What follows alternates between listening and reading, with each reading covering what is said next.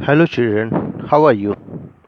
Now we will discuss about the chapter Socialism in Europe and Russian Revolution. ये chapter मैंने start किया था आपका रशियन रेवोल्यूशन। वैसे भी बहुत बड़ा चैप्टर है, लेंदी है, बहुत लेंदी चैप्टर है, लेकिन इसके हर एक पॉइंट को मैं आपको समझाने की कोशिश कर रहा हूँ, हर एक पॉइंट को बता रहा हूँ, कहीं कोई हेडिंग कोई पॉइंट मिस नहीं हुआ है। वन बाय वन करके एक एक टॉपिक मैंने आपको समझाया है। तो अभी तक मैंने आपको बताया था कि रसिया में 20वीं सेंचुरी के बिगिनिंग में किस प्रकार का कंडीशन रहा, वर्कर्स और जो आपके फार्मर्स थे किस प्रकार नाराज़ थे रसिया के जार से, यानी मोनार्की से। इसी समय रसिया में तीन ग्रुप का कहा जाता है इमर्जेंस हुआ है, जिसमें लिबरल, रेडिकल्स और कंजर्वेटिव से। लिबरल कौन? जो वही कुछ सभी धर्मों को समान तरह से अधिकार देना चाहते थे। रेडिकल्स पॉपुलेशन के हिसाब से सबको वो देना चाहते थे। और कंजर्वेटिव जो पूरी तरह चेंजिंग के उस पर नहीं थे, वो चाहते थे धीरे धीरे प्रकार की चेंजिंग हो, धीरे धीरे सब कुछ आए। अचानक कोई बदल नहीं सकते, मोनार्की को ख़त्म करके आप वहाँ पार्लियामेंट्री सिस्टम नहीं ला सकते, वो धीरे धीरे करना पड़ेगा, इतने आसानी से आप नहीं कर पाएंगे। इस तरह तीन सोच रसिया में डेवलप हो रही थी। और उसी समय रसिया सोशल डेमोक्रेटिक पार्टी इस्टेब्लिश हुई 1898 में। और ये मैंने बताया था, ये आगे जाके दो पार्ट में डिवाइड हो गया 1903 में। एक बोल्शेविक था और दूसरा मेंशेविक था। बोल्शेविक को जहाँ लेनिन किया लीड, वहीं मेंशेविक को मार्टो ने किया है लीड।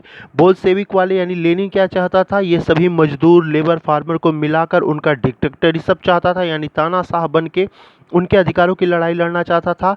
और मेंशेविक का कहना था नहीं भैया, यहाँ डेमोक्रेसी को इस्टेब्लिश किया जाए, बल्कि सबको बराबर का अधिकार दिया जाए। तो इस प्रकार की सोच का इमरजेंस हुआ 1903 में।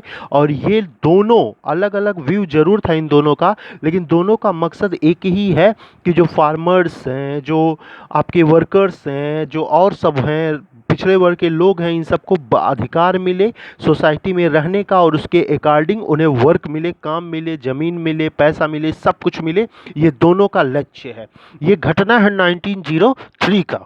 यहाँ मैं आपके आगे का टॉपिक थोड़ा मैं फास्ट ले चला हूँ, क्योंकि आपका चैप्टर बहुत लेंदी है, बहुत वीडियो अपलोड करने पड़ेंगे, चैप्टर बहुत लेंदी है, तो मैं थोड़ा फास्ट लिखा हूँ, लेकिन समझाया हूँ आपको एक एक पॉइंट।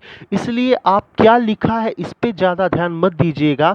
मैं लेक्चर में बोल कह रहा हूँ, दे कह रहा हूँ, इस पे आप विशेष ध्यान दीजिएगा। क्योंकि अगर ये लेक्चर आप सुन लेंगे, आप इस लेक्चर को समझ लेंगे, तो आप बड़े आराम से समझ सकते हैं कि रसिया में रेवोल्यूशन स्टार्ट क्यों हुआ, आखिर रसिया है कौन, रसिया के पीछे बैकग्राउंड क्या था, रसिया में प्रॉब्लम क्या थी, ये खुद आप समझ जाएंगे। पिछले दो वीडियो में मैंने रसिया के बैकग्राउंड के बारे में बताया, और 1903 तक मैं लाया था कि रसिया में जो निचले तबके हैं ये दो सोसाइटी में बदल गए थे, बोल्शेविक में और मेंशेविक में। आज आगे ले चलते हैं, चलिए पहले एक कैलेंडर के बारे में जान लो। या टॉपिक में आपको दिया है छोटा सा, बहुत छोटा सा दिया है, उसको आप समझ नहीं पाएंगे, मैं यहाँ डिटेल में देता हूँ। कैलेंडर दो होते थे, एक कहलाता था जूलियन और दूसरा कहलाता था ग्रिगोरियन। ग्रिगोरियन कैलेंडर और जूलियन कैलेंडर। ये जूलियन कैलेंडर रसिया में मान्य था, रसिया इसे लेकर आया था, रसिया का ये कैलेंडर था। बाकी जितने भी वर्ल्ड में आप देश देखते हैं, जितने भी कंट्री हैं, वो सब ग्रिगोरियन कैलेंडर के हिसाब से अपने आप को ढालते हैं। क्या दोनों में अंतर है? तो ग्रिगोरियन जो कैलेंडर है ये जूलियन कैलेंडर से 30 डेज आगे है, 30 दिन आगे है, 30 दिन आगे है। मतलब जूलियन में अगर 1 मार्च है तो इसमें ग्रिगोरियन में वो 31 मार्च हो जाएगा। क्लियर?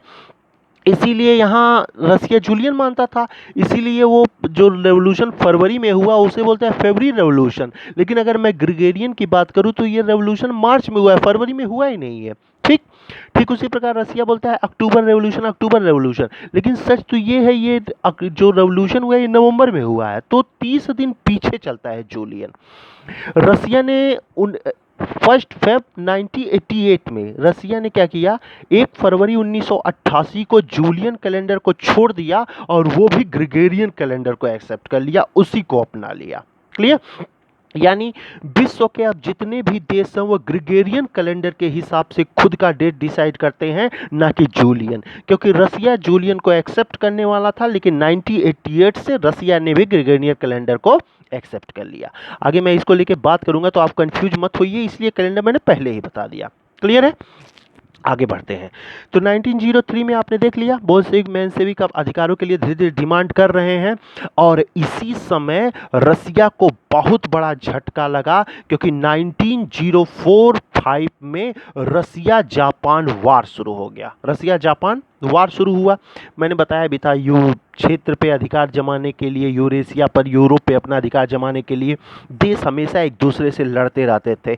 पिछले लेक्चर में मैंने बताया भी था कि इंडिया को अगर मैं छोड़ दूं तो विश्व में रक्त बहुत बहा है, ब्लड बहुत बहाए गए हैं, बहुत बहाए गए हैं। कभी कोई क्षेत्र शांत तरीके से रह ही नहीं पाता था, और ऐसा हुआ 1904 में, जब रसिया और जापान युद्ध के मैदान में एक दूसरे के सामने आ गए। युद्ध चला है 1 साल, 1 साल चला है। उस समय मोनार्की, वही जार थे, जार की सेना अपना लड़ रही थी जापान से। लेकिन इस युद्ध में जापान ने रसिया को बहुत बुरी तरीके से डिफीट किया, हरा दिया रसिया को। और रसिया को हारने का मतलब है रसिया में बहुत बड़ा संकट आ जाना। रसिया जब यह वार हार गया तो तमाम प्रकार के वहाँ तमाम प्रकार की दिक्कतें हुई, और इन्हीं सभी प्रॉब्लम ने क्रिएट किया एक बहुत बड़ा रेवोल्यूशन, जिसे आप रसियन रेवोल्यूशन कहते हैं। क्लियर? क्या परेशानी हुई? मैंने बताया था, युद्ध कोई भी लड़े, चाहे वो जीतने वाला हो या हारने वाला हो, दोनों को परेशानी होती है। हारने वाला तो अपना सब कुछ खो देता है, उसके पास तो कुछ रहता ही नहीं है, लेकिन जीतने वाला भी अपना बहुत कुछ खोता है। इस युद्ध ने केवल रसिया को नुकसान नहीं पहुंचाया, इस युद्ध ने जापान को भी नुकसान पहुंचाया है। लेकिन जापान अपना सारा सारा जो नुकसान हुआ वो सब रसिया से वसूल लिया, और रसिया को पूरी तरह उसने बर्बाद कर दिया। रसिया युद्ध में हार गया। इसका परिणाम क्या रहा? Prices of essential goods rise. जितने भी सामान के रेट थे वो भाई बढ़ गए, बढ़ना मजबूरी है, युद्ध में हार गए, तमाम संपत्तियां नष्ट हो गई, धन नष्ट हो गए, तो वो कहाँ से आएगा? कैसे आप फिर से अपने आप को डेवलपमेंट कर पाएंगे? तो क्या किया, जितने भी इनसे जरूरी सामान थे उन सब का रेट क्या हो गया? राइज हो गया, बढ़ा दिया गया। Workers demanded better condition and right. और इस युद्ध की सबसे बड़ी मार वर्कर्स पर पड़ी, बहुत मार पड़ी, बहुत ये वर्कर्स त्रस्त हो गए इस युद्ध से। क्यों? क्योंकि इस वर्कर्स के जो टाइम आवर थे, काम करने के घंटे थे, उसे बढ़ा दिया गया। जहां पहले 6 घंटा 8 घंटा काम करते थे, अब वो 10 घंटे कर दिया गया। रहने के लिए ना उन्हें अच्छा घर दिया गया, ना खाने के लिए अच्छा भोजन। उनकी कंडीशन बद से बदतर हो गई। एक तो पहले ही चर्च नोबेल्टी उन्हें लूट लूट कर उनकी हालत खराब कर दिए थे, अब इस वार ने वर्कर्स के तो कमर ही तोड़ दी, उनका कंडीशन बहुत बुरा हो गया। इसलिए वो डिमांड करते थे बेटर कंडीशन, भैया कम से कम रहने के लिए अच्छा घर तो दो, अच्छा भोजन तो दो, तब तो हम लोग काम करेंगे। राइट्स, अपने राइट्स के बारे में बात करते थे, भैया 15 घंटा हम लोग 10 घंटा 20 घंटा थोड़े ही काम कर पाएंगे, एक टाइम बांध दीजिए। चलो, इनका डिमांड ये होता था। इसी बीच क्या हुआ, 4 members of assembly of Russian workers, हाँ, जो असेंबली थी उसमें 4 रशियन वर्कर थे, इन वर्कर्स के 4 लोग हेड थे, वेयर डिसमिस्ड, इनको डिसमिस कर दिया गया। जार ने जब देखा कि भाई वर्कर्स बड़ा डिमांड कर रहे हैं, चर्च से नोबेल्टी से बड़ा डिमांड कर रहे हैं, तो उनकी बार बार मांगों को यही चारों मेंबर उठा रहे थे असेंबली में, तो जार ने क्या किया, इन चारों को डिसमिस कर दिया। एट द पोटिलाओ आयरन वर्कर्स, ये घटना कहाँ की है? एक आयरन, बहुत बड़ी कंपनी थी आयरन की, वो पोटिलाओ में, उसी के जो वर्कर्स थे वही डिमांड करते थे, और उन्हीं की चारों बातों को ये चारों उठाते थे असेंबली में, इसलिए इन चारों को उनके पद से डिसमिस कर दिया गया। ठीक, तो फिर जब वो डिसमिस हो गए तो वर्कर्स और नाराज हुए। वर्कर्स ने कहा, बताइए, हमने कुछ अपने अधिकार मांगे, जो हमारी जरूरतें थी, एकदम जरूरतें थी, लेकिन हमारे अधिकार देने के बजाय ये मेरे ही मेंबर्स को डिसमिस कर रहे हैं। तो इन वर्करों ने क्या किया, कहा जाता है लगाओ 1 लाख वर्कर्स, 1 लाख वर्कर्स ने सेंट पीटर्सबर्ग में जाके स्ट्राइक कर दिया। उन्होंने कहा, भैया जब 4 को आप डिसमिस कर दिए, उनको जब तक आप फिर से असेंबली में नहीं लाएंगे, तब तक ना ही हम काम करेंगे और ना ही किसी प्रकार के किसी के आर्डर को मानेंगे। 1 लाख वर्कर्स थे। ठीक, साथ ही उनकी डिमांड थी, वो कहते थे इन चारों को फिर से असेंबली में लाइए, हमारे वर्किंग को 8 घंटा लाइए, जो वेजेस का आपने रेट इंक्रीज किया है उसको डाउन करिए, हमारे सहूलियत के हिसाब से आप हर एक चीज करिए, क्योंकि आप रेट बढ़ा रहे हैं तो आप खा ले रहे हैं, क्योंकि आपके पास पैसा है, हम कहां से खा पाएंगे, क्योंकि हमारे पास तो कुछ नहीं। तो इस डिमांड को लेकर 1 लाख वर्कर्स सेंट पीटर्सबर्ग में जाकर बैठ गए। ठीक, कहा जाता है इन जो वर्कर्स थे इनको लीड किया है गोफान ने, फादर गोफान ने, उन्हीं ने लीड किया था इस पूरे वर्कर्स को। ठीक, कहाँ पे जाके स्ट्राइक किए थे? विंटर पैलेस में। विंटर पैलेस में जाके ये जार के सामने स्ट्राइक कर दिए। जार ने देखा कि भाई ये वर्कर्स तो एकदम मतलब कोई ना काम कर रहा है ना कुछ, और वर्कर्स मुझे डोमिनेट करने की कोशिश कर रहा है। तो जार ने, कहा जाता है, पुलिस से अटैक करवा दिया। उसने पुलिस को आज्ञा दी, जाइए पुलिस, इन वर्कर्स को यहाँ भगाइए, चाहे जो करना पड़े आप कीजिए। इन वर्कर्स की इतनी हिम्मत हो गई कि वो मेरे महल में आकर मेरे खिलाफ बोल रहे हैं। पुलिस ने अटैक किया और कहा जाता है उस अटैक में 100 वर्कर मारे गए, 100 वर्कर मारे गए और लगभग 300 वर्कर्स इंजर्ड हो गए। क्लियर? जिस दिन ये घटना हुई वो संडे का दिन था और इसीलिए इसको बोलते हैं ब्लडी संडे। ब्लडी संडे, खून बहा बहुत ही संडे में 100 लोग मार दिए गए गोली से, 300 से ज्यादा लोग घायल हो गए। क्लियर? यहाँ जो ये लड़ाई शुरू हुई वर्कर्स और पुलिस के बीच में, यही कहा जाता है रेवोल्यूशन की शुरुआत है। यही एक सीरीज है जो 1905 में जाकर एक बहुत बड़ा रेवोल्यूशन बनेगा। क्लियर? यही है रेवोल्यूशन बाबू आपका रसिया में जो शुरू हो रहा है धीरे धीरे, लेकिन 1905 में ये सबसे बड़ा रेवोल्यूशन बनेगा, रसिया रेवोल्यूशन 1905। कुछ लोग इसी को ब्लडी संडे कहते हैं, कुछ लोग 1905 रेवोल्यूशन कहते हैं। अभी ये मत सोचना रेवोल्यूशन शुरू हुआ, अरे नहीं नहीं, रेवोल्यूशन तो आगे भी शुरू होगा, अभी 1917 में रेवोल्यूशन है, लेकिन ये उस रेवोल्यूशन के आग की एक चिंगारी है जो बढ़ी है 1905 में और ये आग बनेगा 1917 में। कोई समस्या? तो यहाँ 100 लोग मारे गए थे, ब्लडी संडे है, याद रखना, एग्जाम में बहुत बार पूछा गया है। ब्लडी संडे के बारे में कई बार पूछे गए एग्जाम में, तो इसको हेडिंग में याद रखिएगा, ब्लडी संडे क्या है, कहाँ हुआ, किसने किया, किसके खिलाफ किया। क्लियर? चलो, तो भाई वर्कर्स के, आपने वर्कर्स पे तो बहुत जुल्म किया, वर्कर्स नाराज हो गए, उन्होंने काम करना छोड़ दिया। उन्होंने कहा बताइए, हम लोग अपना डिमांड कुछ कर रहे थे, आप इतना बड़ा वो बन गए कि हम लोग को मार के भगा दिए।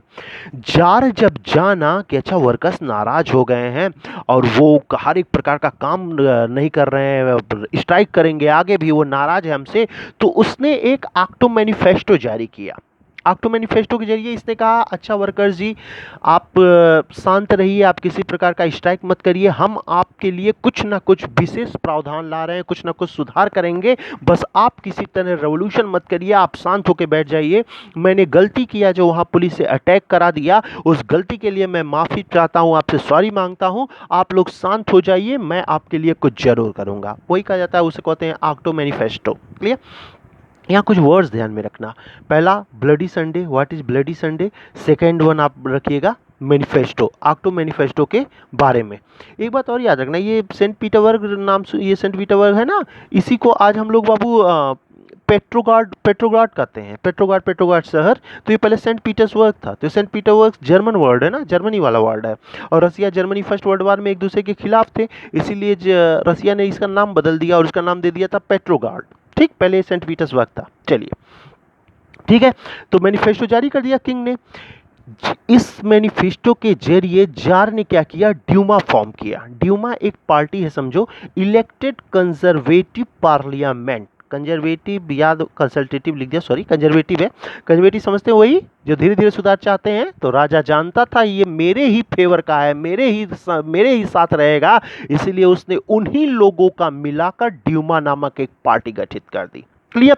उसने कहा ड्यूमा में सारे वर्कर्स सभी लोग आ जाएंगे, इसलिए जितने अन्य वर्कर्स हैं उनकी पार्टियां हैं, जितने अन्य यूनियन है उनकी पार्टियां हैं, उन सबको मैं इलीगल करता हूं। क्लियर? ड्यूमा बना दिया। कहा जाता है पहला ड्यूमा बनाया लेकिन वो ज़्यादा चला ही नहीं, 75 दिन में उसे ख़त्म कर दिया। दूसरा ड्यूमा बनाया, वो 3 महीने में ख़त्म कर दिया। तीसरा ड्यूमा बनाया, वो कंजर्वेटिव पॉलिटिशियंस उसको फॉर्म किए थे, ये कुछ समय तक चला। क्यों? क्योंकि जार के मन में कहीं ना कहीं शंका थी कि ऐसा ना हो मैं ड्यूमा को पावर दे दूं और ड्यूमा मेरे ही खिलाफ हो जाए इन वर्कर्स के हेल्प से, इसलिए वो ड्यूमा को भी उतना पावर नहीं देना चाहता था जिससे ये ड्यूमा उनके लिए नुकसानदेह बन जाए, जार के लिए ये नुकसानदेह बन जाए। इसलिए ड्यूमा को पावर तो जरूर दिया लेकिन उसको समय समय पे तोड़ भी दिया। लास्ट जो ड्यूमा फॉर्म हुआ है इसे कंजर्वेटिव्स फॉर्म करेंगे और यही कुछ समय तक रहा है। आपका लेक्चर मैं यही रोक रहा हूं ड्यूमा तक। नेक्स्ट वीडियो में एक्चुअल रेवोल्यूशन स्टार्ट होगा। अभी एक्चुअल रेवोल्यूशन शुरू कहाँ हुआ, अभी ये तो छोटी छोटी चिंगारियां हैं जो जल रही हैं। आग बनेगा 1914 में, कल वीडियो अपलोड करूंगा इसके मेन रेवोल्यूशन का, जिन्हें फरवरी रेवोल्यूशन और नवंबर अक्टूबर रेवोल्यूशन कहते हैं, वो डिस्कस करूंगा नेक्स्ट वीडियो में। यहां तक का वीडियो आप ध्यान से रखिएगा, ध्यान से सुनिएगा, जो पॉइंट होगा उसे नोट डाउन करिएगा, इससे क्वेश्चन मैं बनाऊंगा लास्ट में जरूर। आपके हर एक पॉइंट को मैं समझा रहा हूं, एक एक पैरा को समझा रहा हूं, इसलिए आप ध्यान से इस पॉइंट को समझिएगा। नेक्स्ट लेक्चर में हम मिलते हैं एक्चुअल रेवोल्यूशन यानी फरवरी रेवोल्यूशन में। Okay, thank you.